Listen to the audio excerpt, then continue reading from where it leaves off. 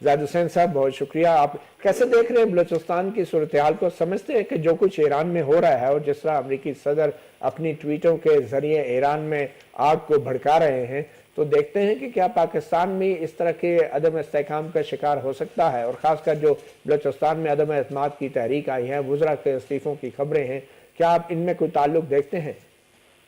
نہیں، مجھے تو نہیں لگتا ہے کہ اس کا کوئی تعلق جو ہے وہ ایران کی صورتحال سے ہے جو بلوچستان میں کچھ ہو رہا ہے.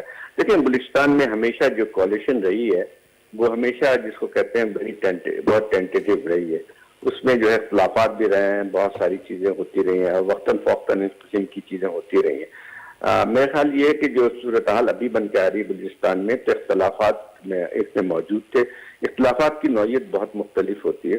یہاں پہ بلوچستان میں تھوڑا تو مجھے اندازہ ہے کہ وہاں پہ جو ہے وہ ان کے مفادات بھی آ جاتے ہیں ممبرانس کے، اگر وہ پورے نہیں ہوتے ہیں تو وہ بھی پھر بہت خوش نہیں رہتے ہیں. تو اس میں میں خیال یہ کہ اس کو میں نہیں دیکھتا ہوں کہ کوئی مماثلت ہے بلوچستان میں جو اس وقت. مگر زاہد حسین صاحب، آپ کیسے دیکھ رہے ہیں جو قومی سلامتی کو چیلنجز ہیں؟